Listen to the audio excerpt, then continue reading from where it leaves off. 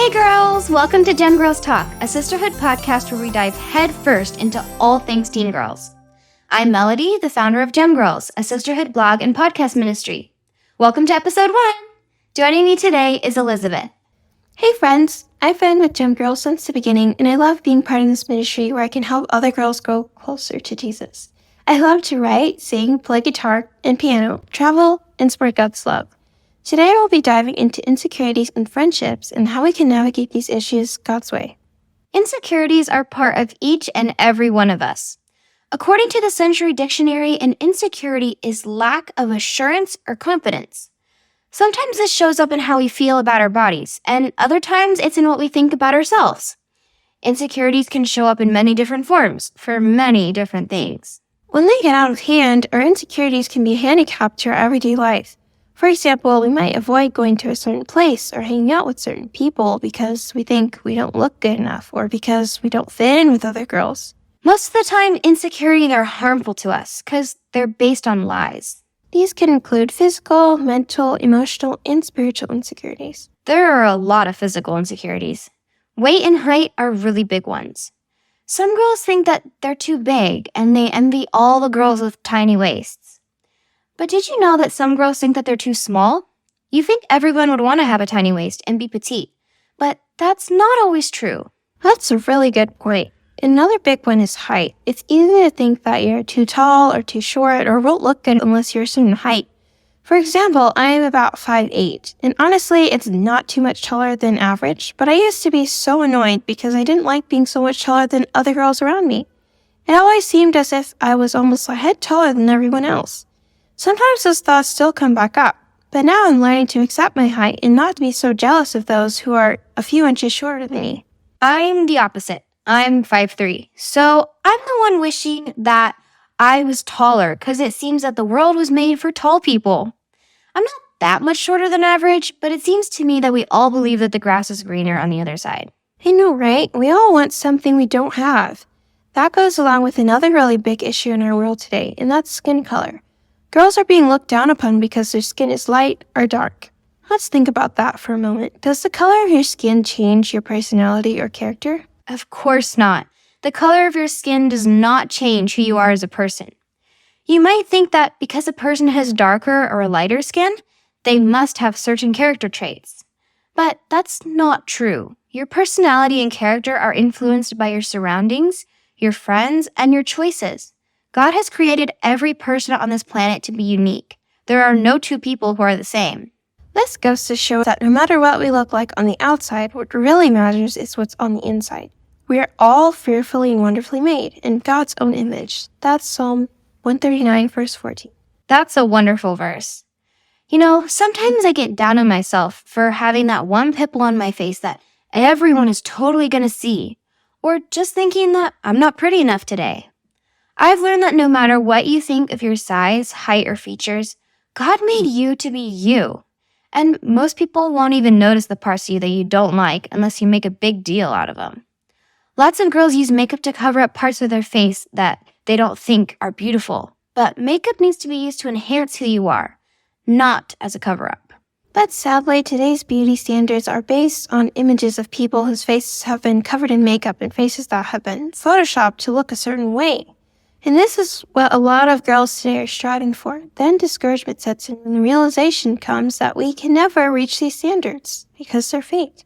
I encourage you to take a look at the post-perfection in the Gem Girls blog. Yes, you should all take a look at it.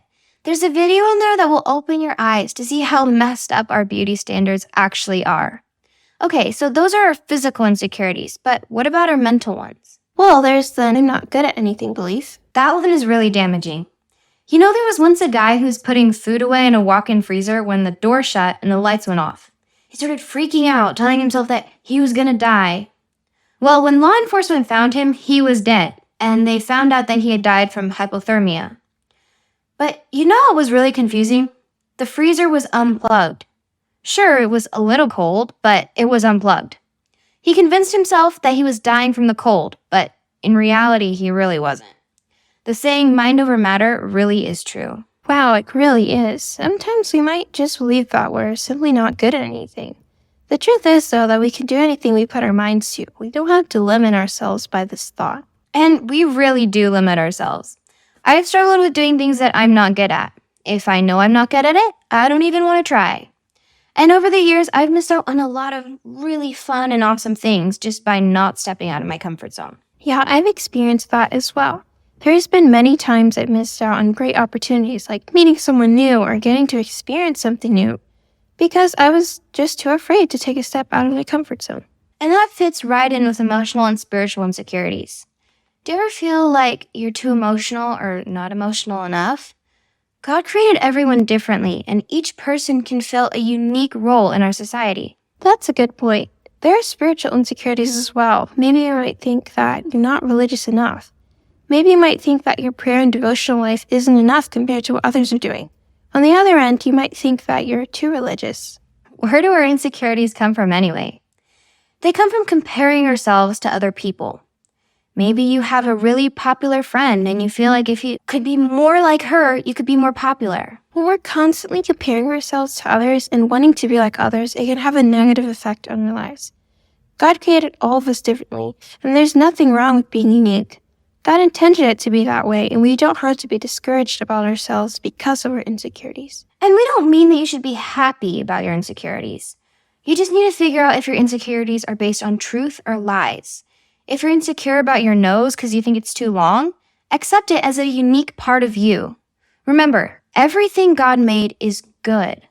But if you feel like you're not spiritual enough, talk to God and evaluate where you really are.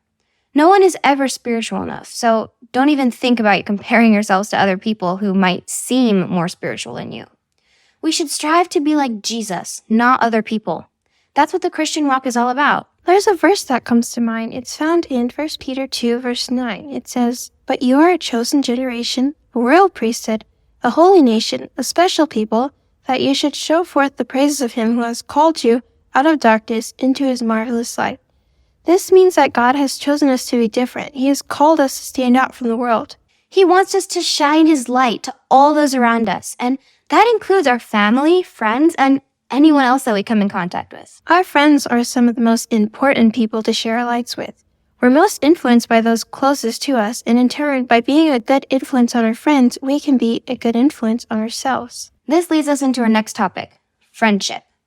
Friendship is one of those things in life that is unpredictable. It comes and goes with the various stages and chapters of our lives.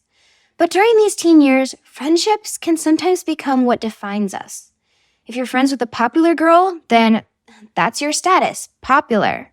If you're friends with a not-so-popular person, then you better watch out who you hang out with. Friends are also not permanent. One day that person might be a friend, but the next day they might not be, whether you did anything to influence that or not. There are close friends, just friends, frenemies, and fake friends. All of these friendship statuses are confusing and just make teen girl life harder. Let's start with close friends. You and your close friends might be almost the same, or you could all be polar opposite. You probably talk and hang out a lot. Having close friends is great, and it's something that not all girls experience. But we have to be careful that in spending time with our close friends, we don't end up excluding other people or creating a clique. Then there are those who are just friends. They are those friends who you get along with and sometimes hang out with, but aren't that close to. There are also frenemies who you may not always get along with. They are those friends who can be your friends one minute and your enemies the next. And then there are fake friends. These are probably the hardest to deal with because they claim to be your friend, but they only really act like it when they want or need something from you. Then, after you've given it to them, they turn around and act like you don't even exist. These types of friends are not around when you actually need them. This can make these so-called friendships exhausting. They are conditional friendships. If you have these types of friends in your life, you need to slowly distance yourself from them. Not in a rude or mean way, but knowing that removing yourself from a so-called friendship is probably what is best for you and for the other person involved. We're told in 1 Corinthians 15, verse 33, that bad company corrupts good character. Being around people who don't have the best influence on you can corrupt your positive character traits, although you may not notice it initially. By setting a good influence ourselves, we can change the atmosphere around us to be positive and encouraging.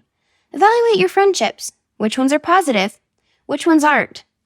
Ask God to show you how to be a good friend, even if that means distancing yourself for a while. No matter how many friends you have or don't have, there is only one person who will ever be a true friend. Proverbs 18 verse 24 tells us that there is a friend who sticks closer than a brother, and that is Jesus. Jesus is the only true friend who will never let us down. So let's trust Jesus with our worries, secrets, and problems. He loves us so much.